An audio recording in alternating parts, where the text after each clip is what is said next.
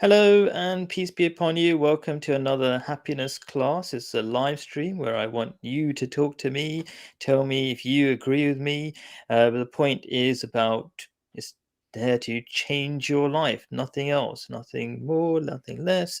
Change the world as well.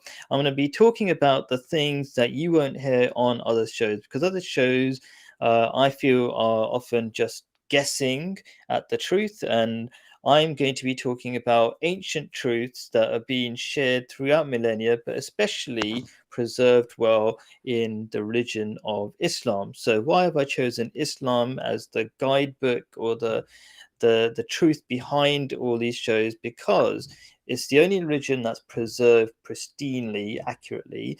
It's the only religion that's also the most accepting of everybody. So you don't have to be a Muslim to go to heaven, for example. So you can follow this stuff, these very practical things that I'm going to suggest on the show, and you don't have to be Muslim.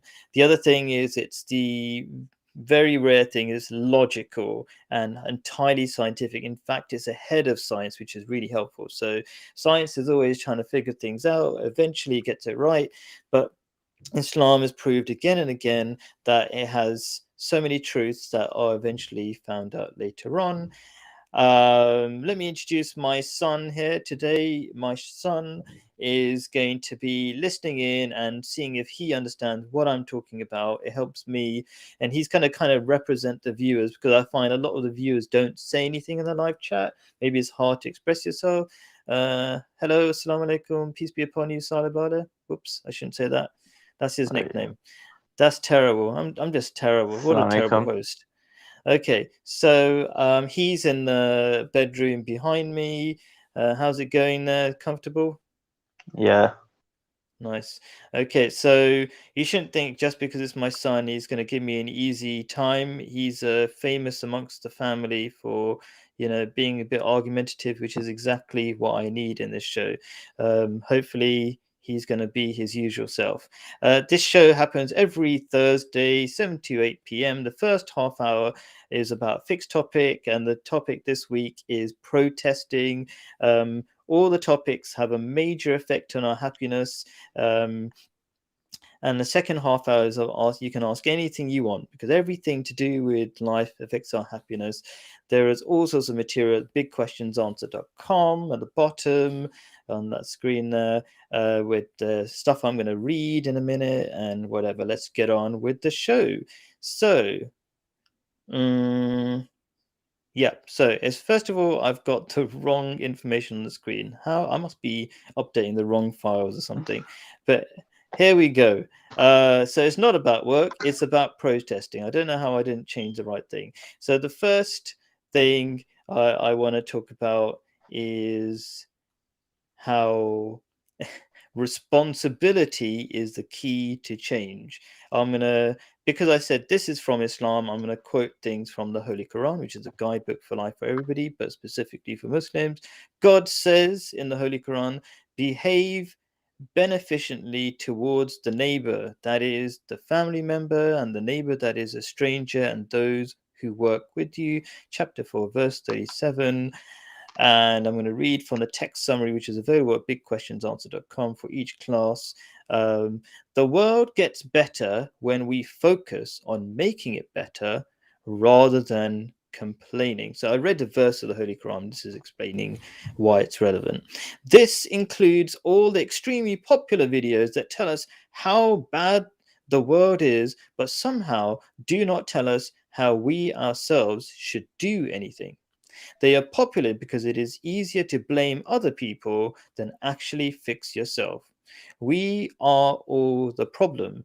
We elected bad government. If we didn't, then we didn't convince our communities to vote for good government.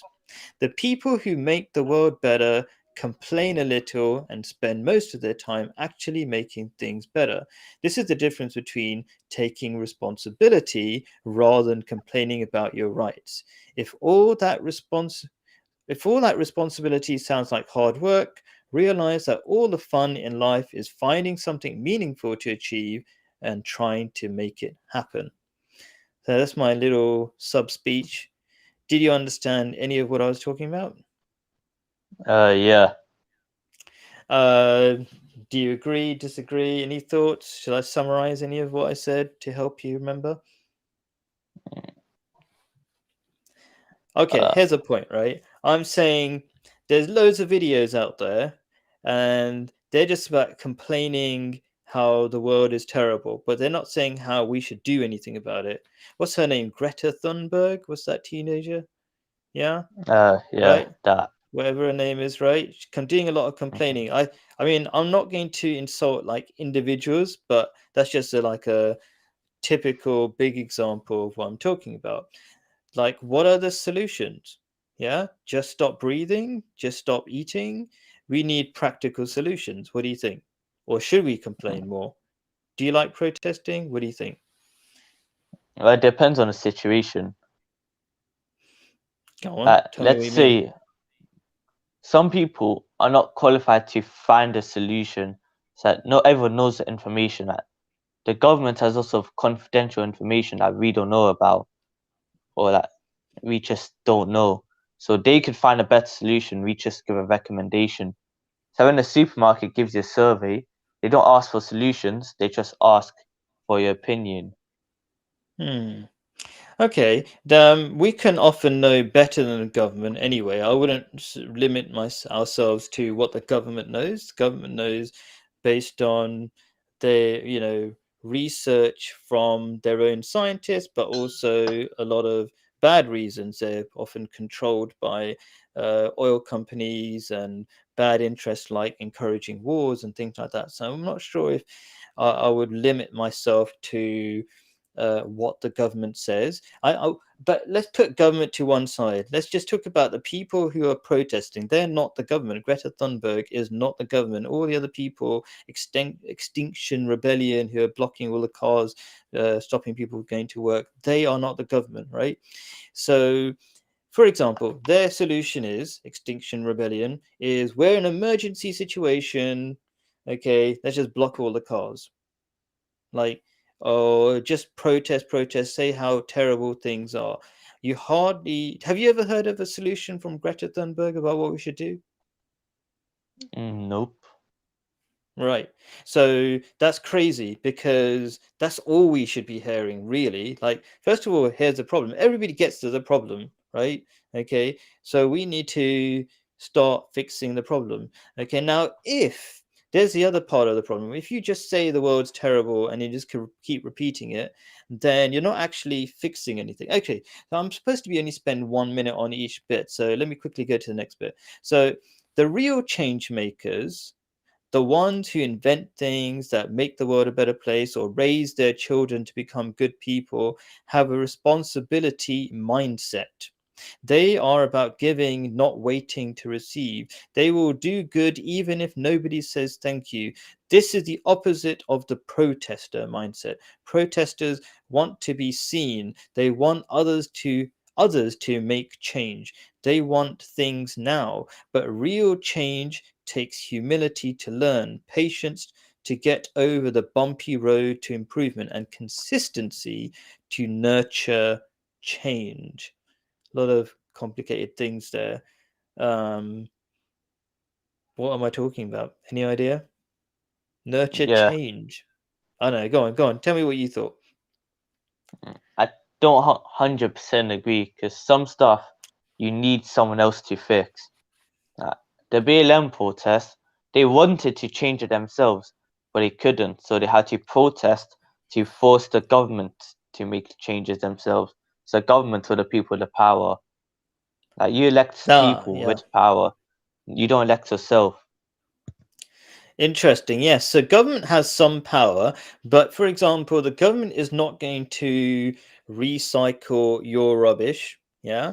The government is not going to force you to buy one particular thing. They can make it more like, uh, popular to do by putting taxes and things on it. But we are the people who are the majority. We are the people who actually make the difference.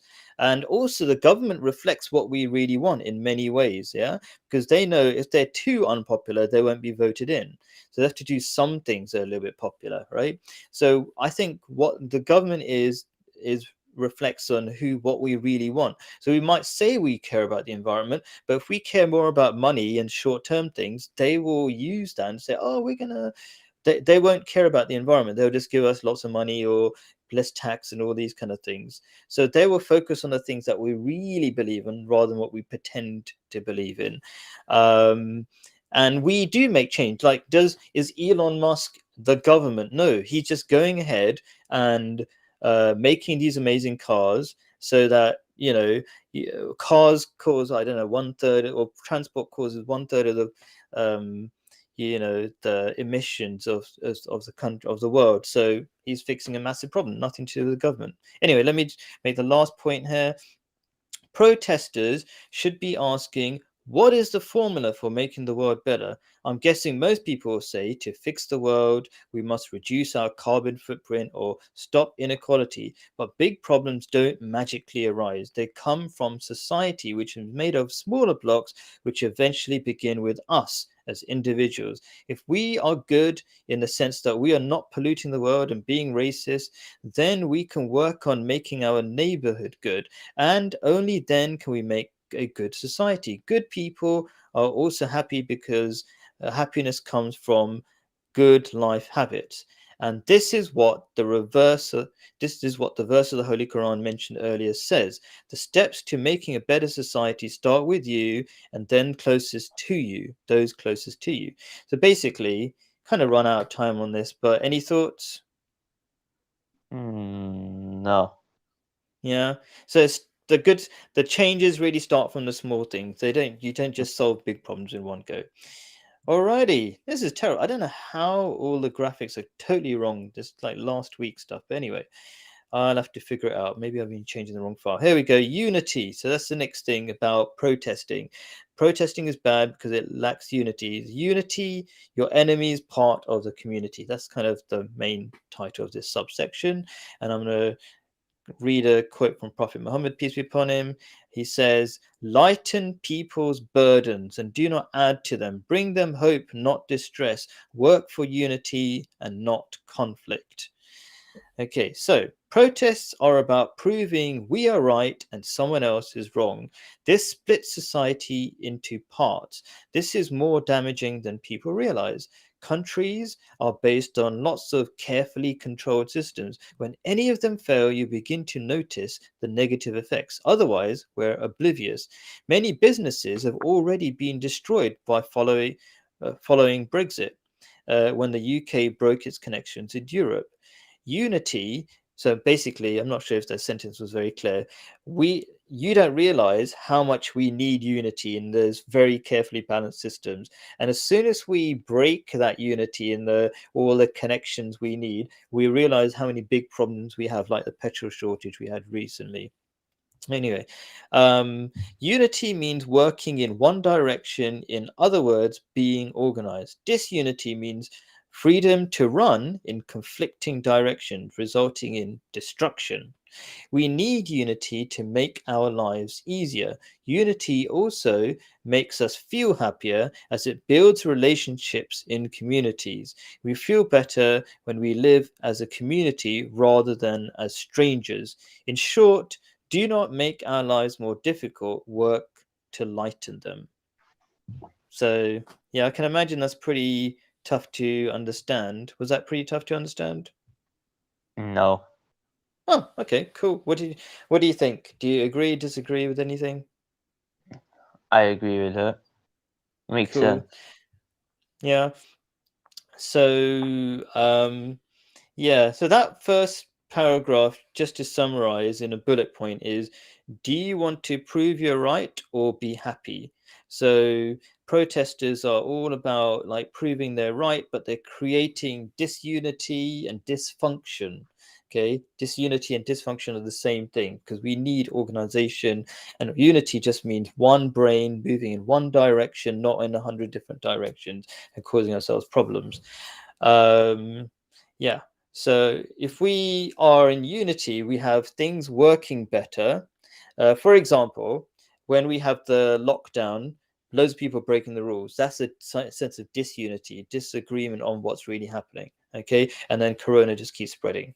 If we have unity, corona just disappears. That's what we've shown in so many people have shown in so many countries, even nearby Isle of Man. We've got like insane amount of corona here and no corona in Isle of Man since I last checked, right? And it's just a little island next door. So they can do it, we can do it. But you need unity and organization for that. So that's what I mean. And also we feel much happier when we're a community. That's what human beings like. Their brains work better when they feel like they're all like, oh, I know my neighbor and I can smile at this person rather than, oh, that's a stranger, better not make eye contact. That's disunity. Anyway, next point, protests either in the streets or videos that tell us someone else is the enemy make us feel hopeless. When we have no hope, then uh, when we have no hope um, that can make us really okay. So I'm reading my sentences really bad. When we have no hope, that can make us really depressed or cause other effects such as stress. There is so much good happening in the world, and we need to be part of that positivity. When you have hope, you can do great things, which makes you feel even better about life. Any thoughts? Mm, So I can no, kind of, yeah, I can. not really. So, No. okay, that's fine. So and I can imagine it's pretty difficult to have.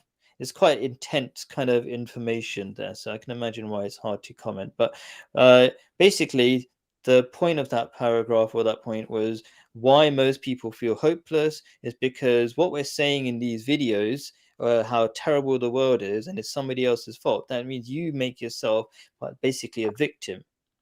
Um, and we don't want to feel hopeless. We need to feel hopeful. And the way you do that is you look at all the good things that are happening and work on them. There's no point feeling just hopeless because the world's just going to get worse that way. So, anyway, last point on this is protests or arguments that uh, split us. I've got a missing word there. So protests or arguments that split us into the stupid group and the superior ones create lasting conflicts in societies and even families. The example of COVID vaccines is typical. I dare not mention how I am not taking the vaccine with a lot of people close to me as I get confronted with angry responses, assuming I'm stupid despite there being good reason not to take it. I'm not saying I am right. I'm saying conflict is bad. We will find that when we are not so aggressive, we'll have more reasonable discussions and have more unity and therefore be much happier. Did you understand any of that? Yeah, basically less conflict and more happiness. Yeah.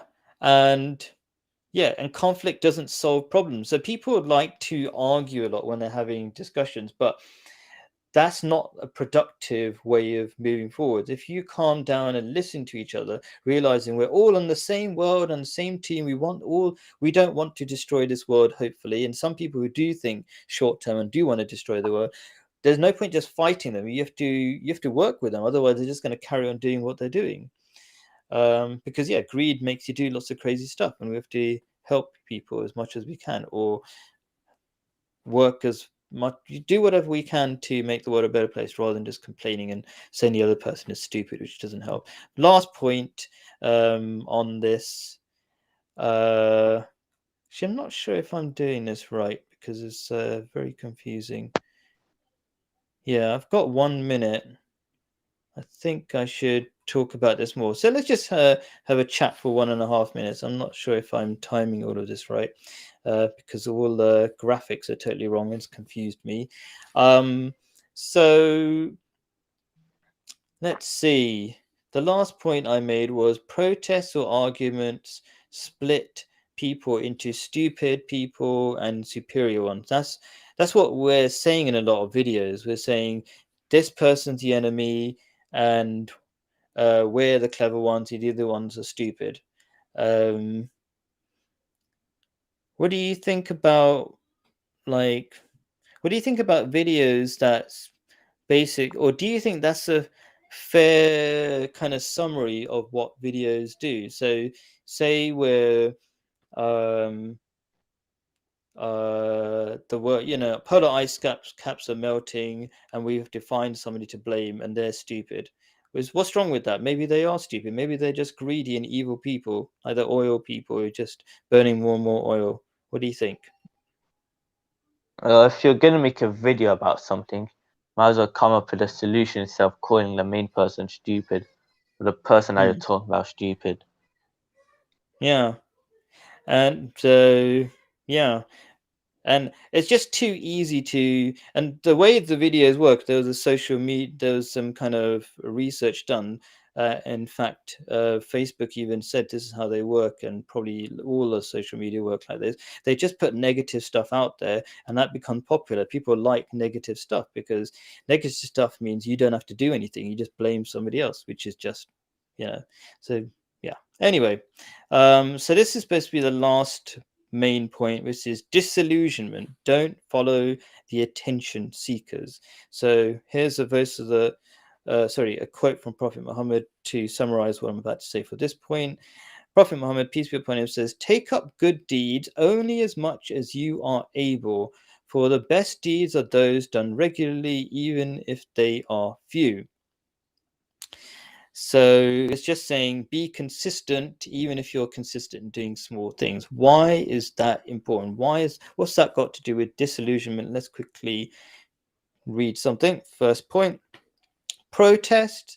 So my main point, maybe this will help you understand it as well. So I'm basically going to say protests get you in the victim mindset, and I'm going to explain that now. Protests don't change things. The biggest protest in UK history, the march against the Iraq War, did nothing. Politicians know that protests are just parties. That's why they ignore them so easily. The real change makers know change takes consistency, not one day of screaming, "It's not fair."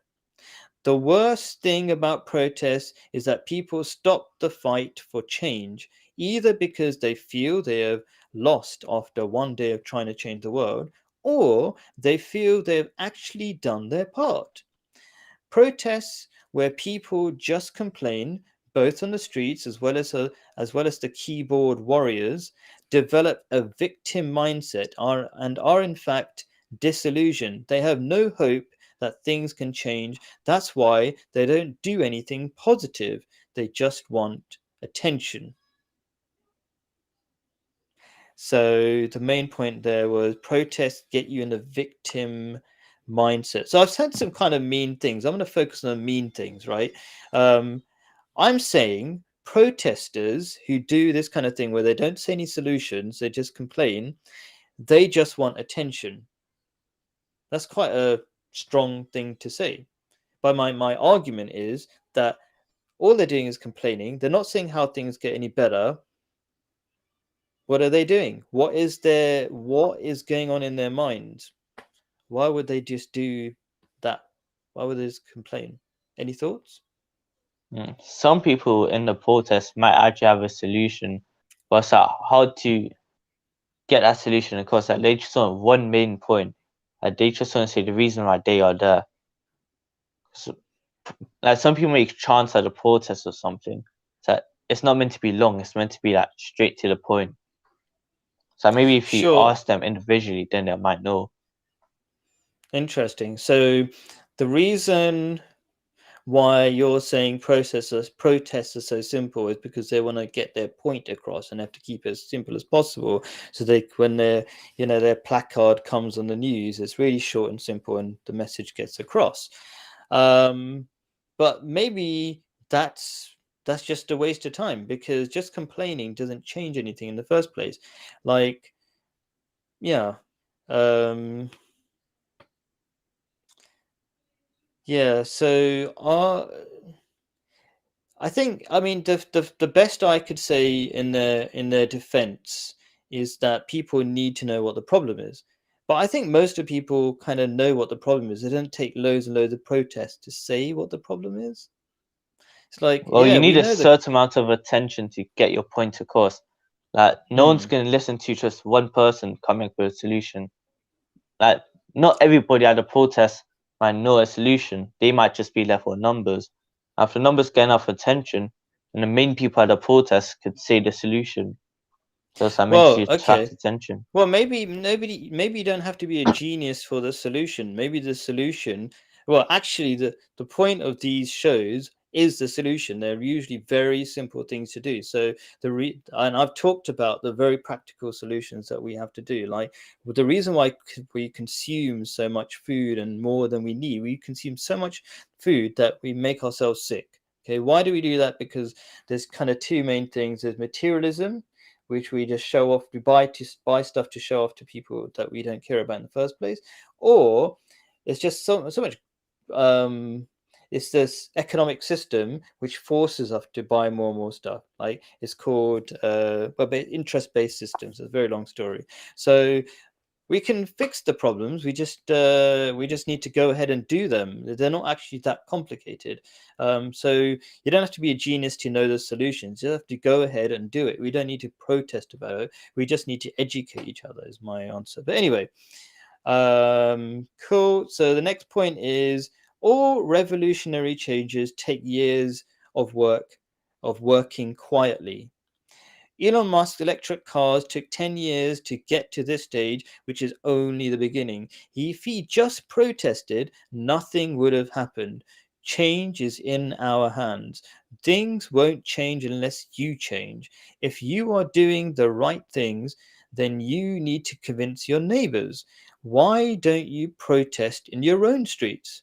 Because you know that won't change anything. You need to make friends with your local community and convince them. That takes time.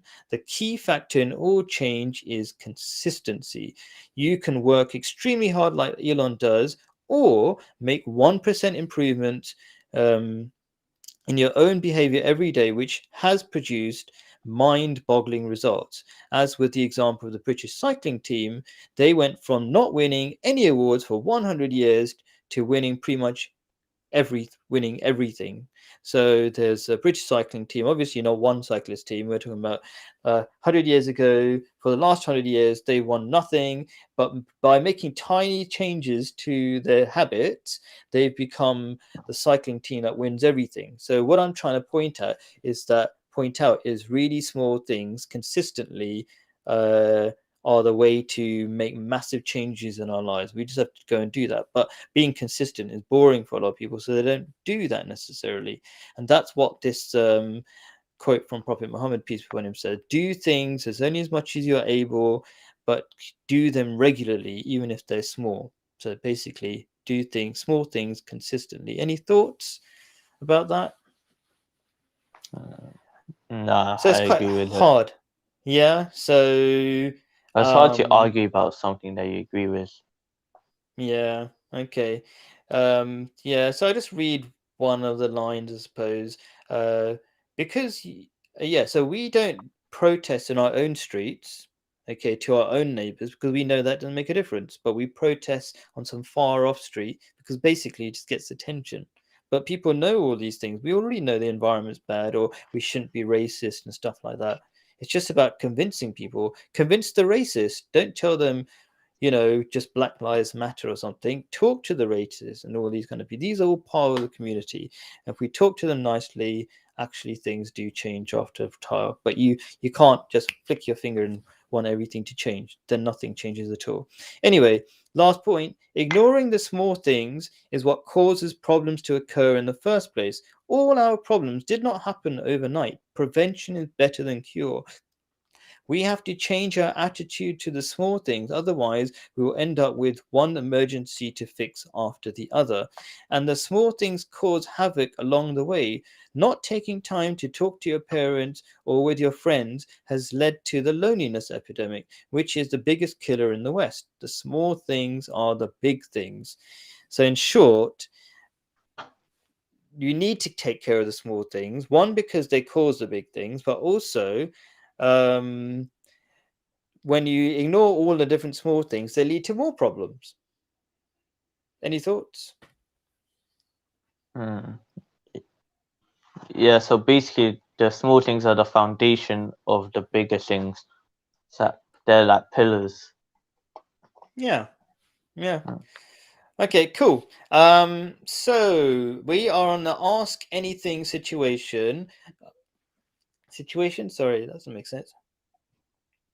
Section of the show. And I'm just going to grab some questions. Please do ask questions in the live chat. If you don't have a question, I've got loads of questions lined up. So I've got a friend of mine who's asked a question. Let's post it. Here we go. Ahmed Kwache says, what is the effect of bad company? So I'm going to make a few comments and then see what Saleh thinks about it. So, bad company, we don't realize, firstly, if you're somebody who doesn't really take a lot of interest in psychology, uh, we think independently, right? We're not, very few people are anywhere near independent thinkers. Yeah, if you think about the kind of clothes we wear, right? For example, people think it's very smart to wear a tie, okay, around your neck. But what happens if I wore a tie around my head? Let me ask you, Salah, would you go to work wearing a tie around your head instead of your neck? No.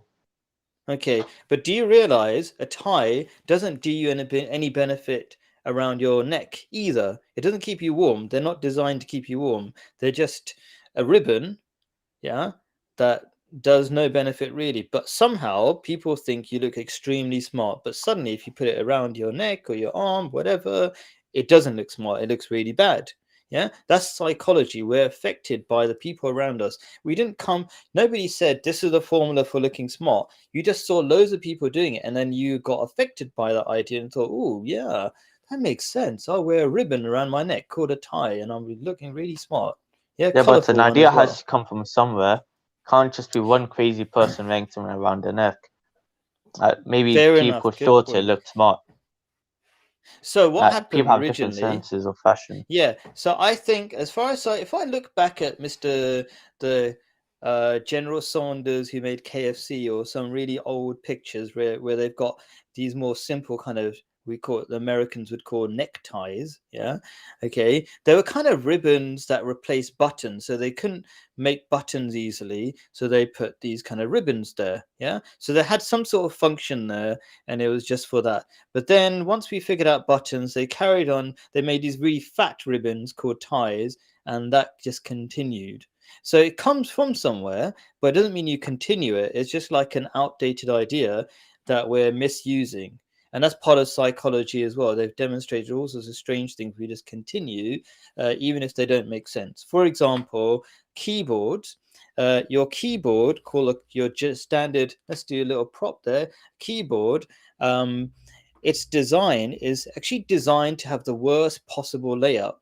And you go, hang on a minute, how can that be possible? Why would you have the worst possible layout, and why are people still using it? Don't people just improve things all the time? So first of all, it's true that it's the worst QWERTY, the design, QWERT. If you see your keyboard, it says QWERTY usually on the top. That's the order of the letters. It's the worst possible design, and it was designed when we had the first typewriters, and the typewriters were made out of physical metal things, and if you type too fast, they would get in each other's way, and it would break down the typewriter. Yeah, so they literally made the worst possible design to slow down the typers. But we still have that, even though we don't even have those metal pokey things that stamp out letters anymore, right? So we do lots of stupid things in the world all the time. Yeah, and just by copying each other. So let's get back to the main idea. What is the effect of bad company? So we are definitely affected by our environment, as I've just demonstrated, and you can see in many other ways how we're affected by our environment and our families and things. So if you're Muslim, you're mostly going to have if your parents are Muslim, you're mostly going to have Muslim parents. And by the way, this is not supposed to be just my opinion. This is actually something Prophet Muhammad, peace be upon him, said, that we are all born in this kind of honest nature, a nature that originally believes in God. It's just that when we are affected by our parents or our environment, we believe according to those things. So we don't have to believe according to those things, but we are easily affected by environment. So that's very much in line with what Islam teaches. And the Quran teaches things along those lines as well. It says that we all believe in God, but some people, as they grow up, stop believing in God. But inertly, we believe in God, and this is not just my opinion. This is even being proved by science. For example, they tested atheists to insult God, for example, and they got really nervous. Right? Why would they feel nervous if they're insulting something they don't believe in? Right? So there's a lot of science and logic behind all of this. But anyway, so we should try to get. This is a really good question, because when we're not aware of the things that affect us, we carry on just obliviously doing things, and we wonder why our lives are so difficult. So, for example, if you hang around people who are drinking alcohol all the time, just by the effect of our environment, even if you don't believe that's true, it is true that we get affected by our environment. There's so many amazing psychological tests that prove this. And so you end up drinking alcohol or taking drugs and all these kind of things, and you ruin your life.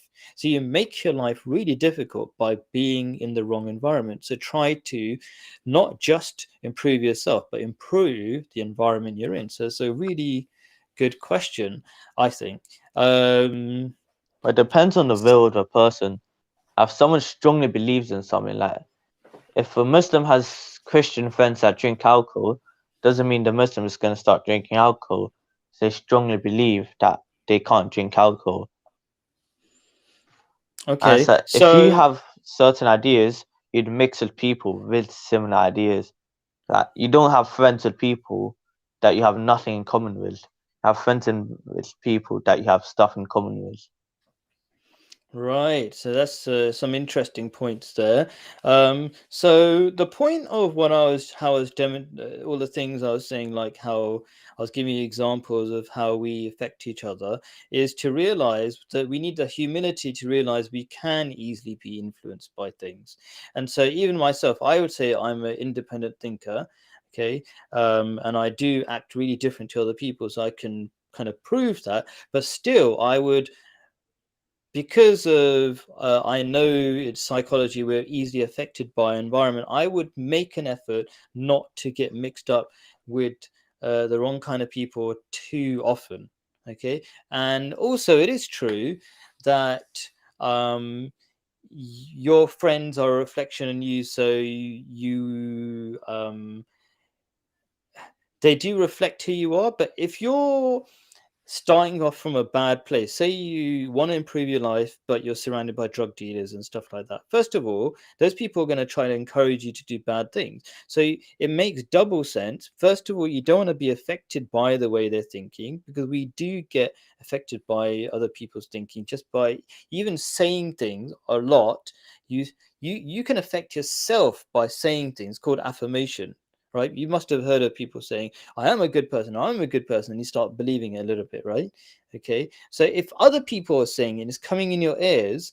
And this is the thing with music, don't you get motivated by music? Some Eye of the Tiger music, right?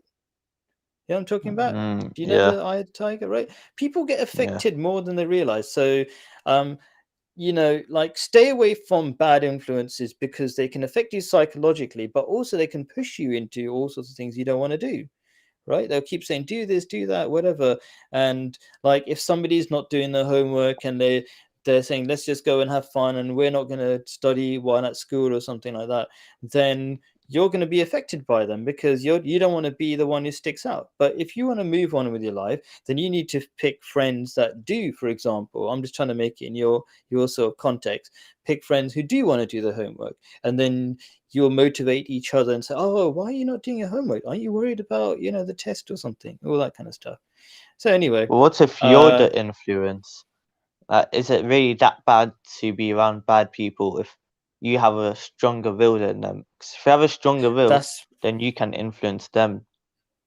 Actually, that's a good point. So we need to not just totally avoid, say, the bad people or less positive people. We do need to be with them every now and then and influence them, but we have to be very clear about our principles and watch ourselves and make sure we're not affected by them too much and copy them, because it's very easily done. Lots of people do that. So we need that humility to realize that can happen. Okay, next question. And I should be, this is another thing I didn't do. I should be copying and pasting it in this thing. At least that works. Hey, so you can see the question: why are COVID-19, you could say, you can't even call it COVID-19 anymore because there's so many different strains, but why are COVID rates rising, especially in countries with high vaccination rates? So you can see in the UK, we're one of probably the first country to start vaccinations, and we just keep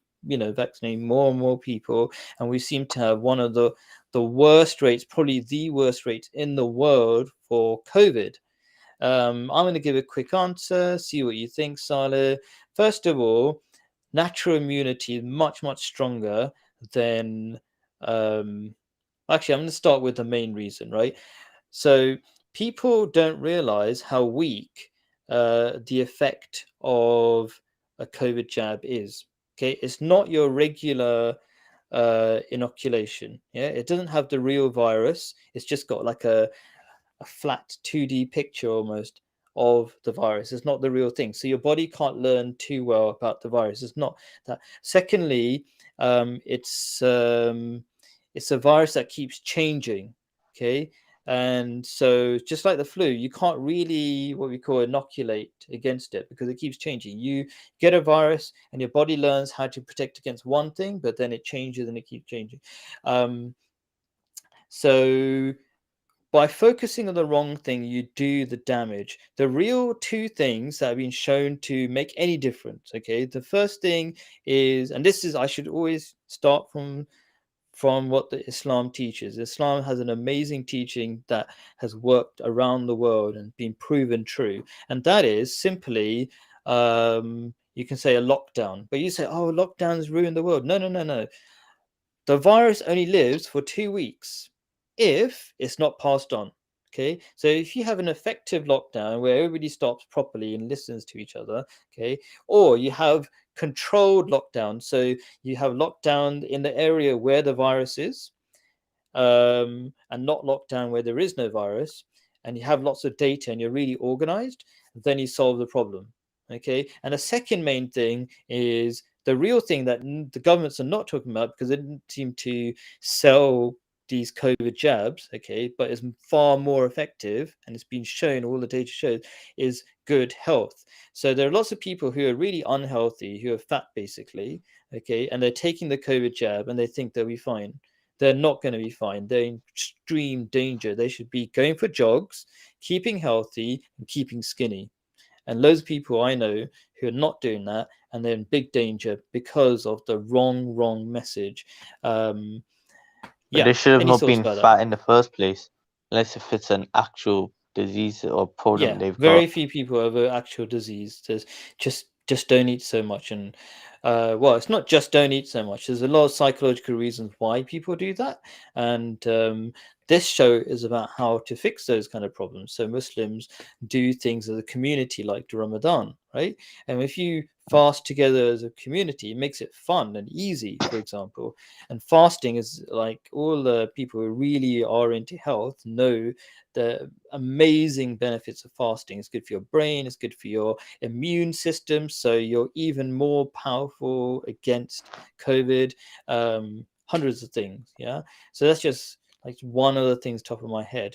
But the real thing, so I'm just going to try to quote roughly from Prophet Muhammad, peace be upon him, and he says something so obvious and so simple about this. He says, if there's a plague is just a disease that spreads a lot. Okay, if you hear of a plague in another place, don't go to it.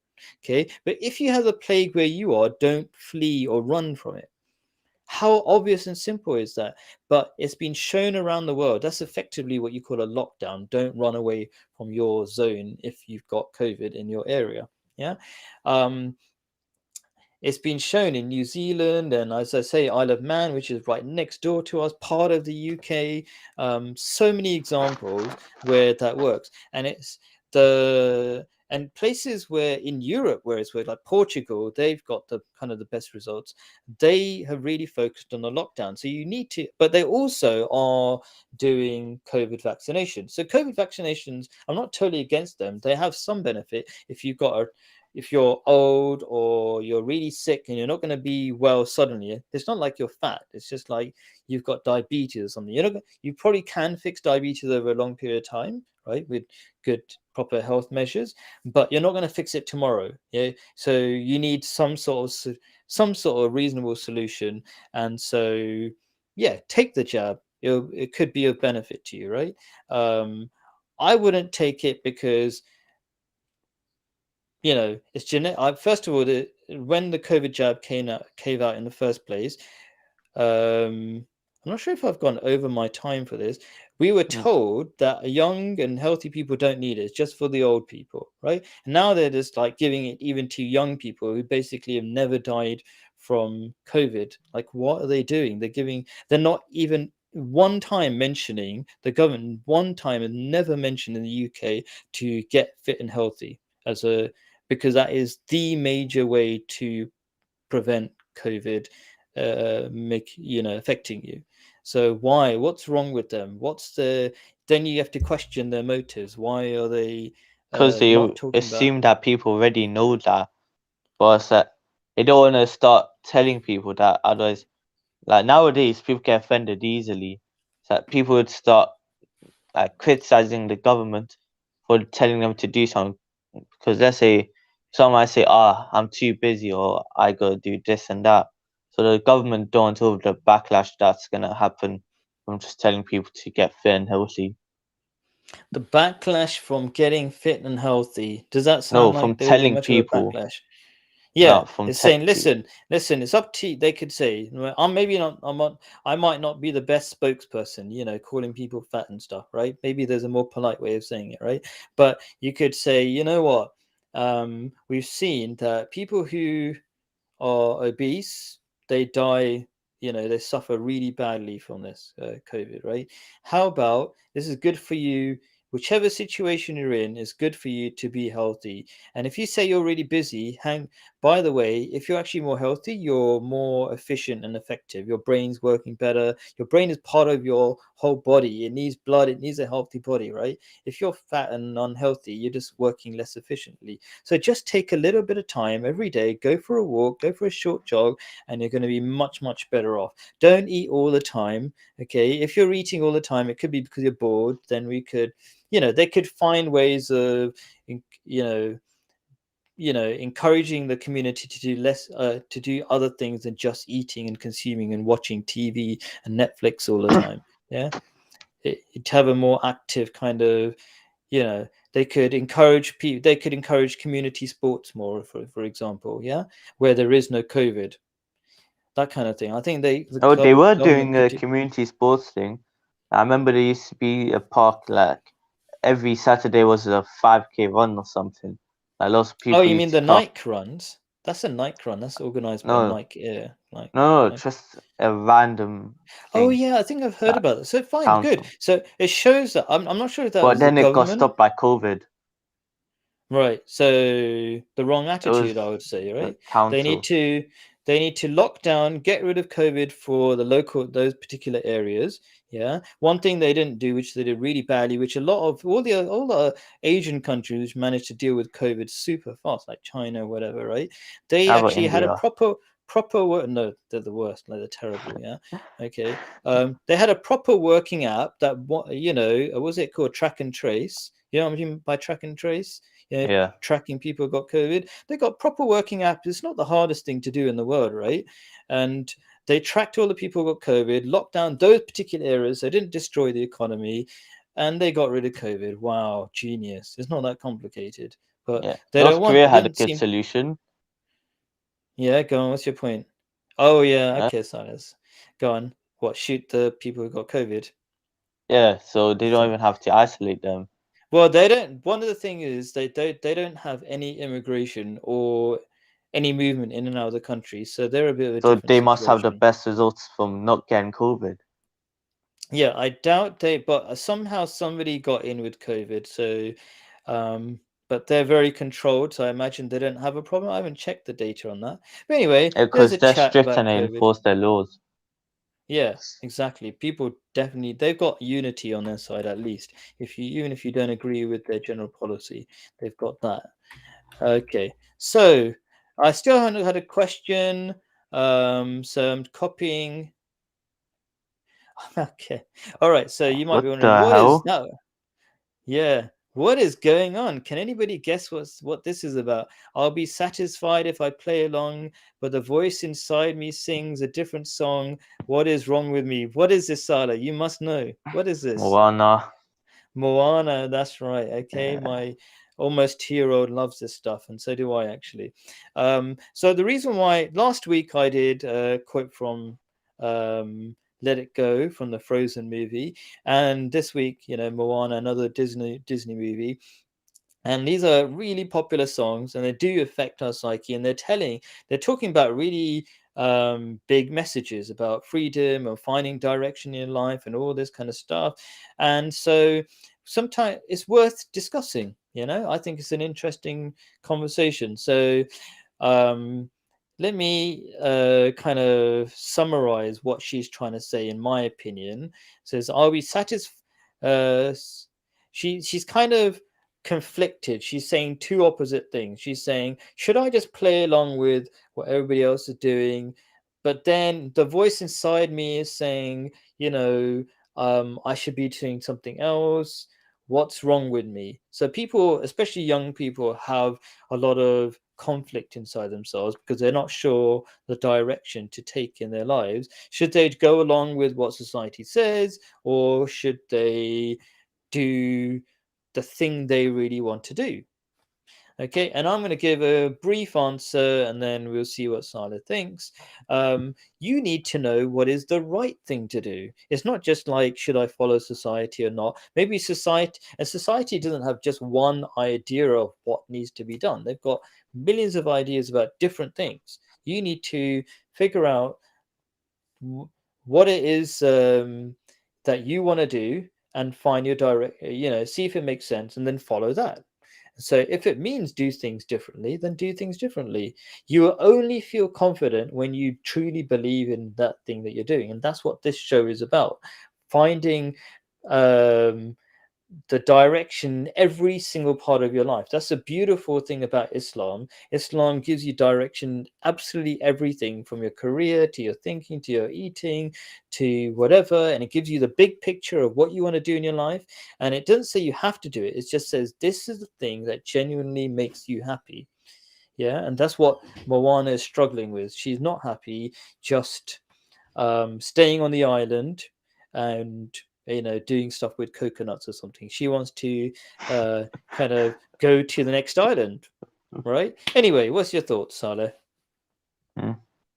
Uh, it's, it's basically the situation where people are satisfied when they are that they are happy, but Disney movies have tendency to link to destiny. So they will always have someone that's destined to do something else. So let's say in real life, someone's happy where they are. They won't risk everything they have, yeah, everything they cherish so much, just to do something. Yeah, the average person won't do that. But in certain Disney movies, they have destiny play a huge role. That someone's forced to follow their destiny. They don't do it by choice. They choose to be satisfied, but they are forced to do something else. So That's a there's a really that's a really interesting point, actually. That in Disney movies there is a strong role of destiny. Hmm, that kind of basically sounds they true have if I'm no thinking free about will it. in that. So someone already knows the future and so they got zero free will. No matter what they do, they will always lead to that one point. But in real Sure. life, you got free will, so you can pick be satisfied or risk everything. Okay, so I'm going to make 2 points on that, which are I think, to be fair, in the Moana movie, she did. There was a lot of force for her to, there was a sort of a Her black island sort of was getting clay. destroyed. Yeah, Yeah, but basically the people world kind was of. getting. Yeah, yeah, I agree with you. They kind of do force people into the situations, but actually, They got that's nothing not to too. lose, so they do it.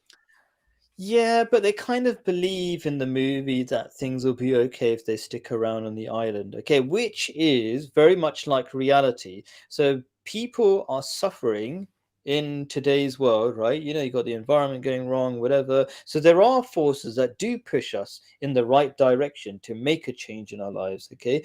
But you can still, as they say, bury your head in the sand and not do anything. So we do that. And that's what people are suffering from depression and things like that. They're not growing in their personalities and changing, even though they can see they're doing things wrong. So they bury their heads in the sand and keep suffering. Okay, and that's kind of a very controversial opinion on depression. People can, argue with me if they want, and I can, you know, argue my case. But the point is that to your point about people having a destiny and people being forced into their destiny, I would say yes, Disney makes it really simple, right? Kind of has to keep it simple. It's a kids movie and it's going to be done in 1.5 hours, so they're going to push the character to do the great thing that character needs to do. Okay, so I agree with that, but I do think it's part of reality, and sometimes we need to listen to the factors that are affecting us. If we don't adapt, then we don't listen to life's lessons. So this is the Islamic side of things, right? God has a plan for us, and if we're not listening to the effects or the pushes that God is doing to us, like when we do something wrong, we have a bad effect. We're not listening to those bad effects, okay, and taking the hints from God, then we're not learning, and we suffer from it. So that's one thing. The other thing is that we are not all the same. So the Quran talks about two kinds of human beings. Just looking at the time. Okay, cool. So the Quran talks about two kinds of human beings, the jinn and the nas. The jinn are kind of like your entrepreneur types, and the nas are your average kind of normal people. Okay, so normal people do normal things. So they're like the islanders in Moana movie. They're content with how things are, and it's actually too difficult for them to imagine to going to another island, and they're not expected to do that.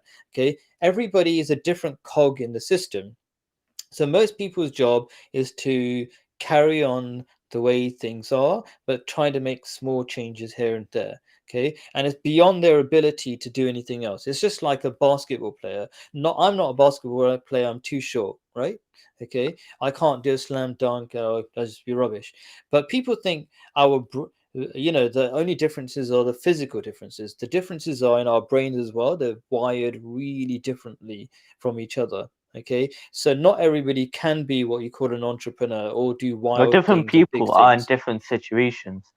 Like you're talking about the islanders wouldn't think of going to another island, but in Hmm. the movie they did, but they weren't allowed to by the king.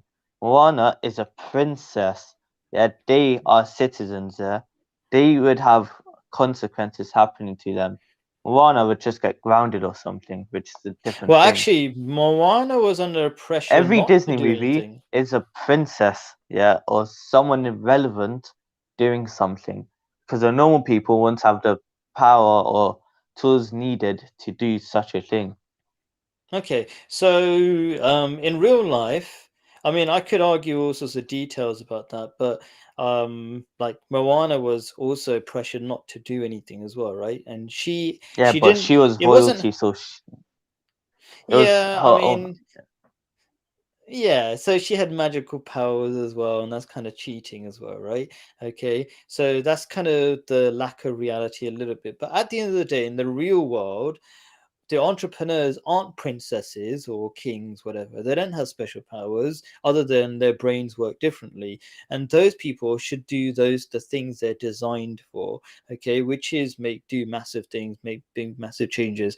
But the people who are not the top level entrepreneurs, they're the kind of the B players, the C players, they should also follow as well. There's actually kind of a study, and it's called like the early adopters. So the early adopters are not the entrepreneurs; they're the first ones who copy the ideas or support the ideas. So there's all these different roles, and everybody should play their positive role, I suppose. We've got 6 seconds on this, so we just leave it. But Jazakallah, those are good points, a really interesting points you made on that. Okay, so the last, oh, that's the end. I think I really messed up the timings. I think it's because of the graphics. I got it completely wrong. But anyway, everybody, thank you for watching. Thank you, Saleh, for taking part. That was awesome. Please, everything seems to be going wrong a little bit. There should be a sign that says, please like, subscribe. That's really important, because if you were too shy to participate, but you somehow believed in what I was saying, what you could do, the first thing is great that you watched it, because that's a way of supporting the video, and that way other people watch it, and more people are watching it. So I really appreciate that. But if you like it, that might encourage the message to spread, and that's what we want. So we want to change the world and see ideas that change those world. Don't underestimate the value of small things, as we've been talking about. Thank you. Catch you next week. Assalamu alaikum. Peace be upon you. Let's find the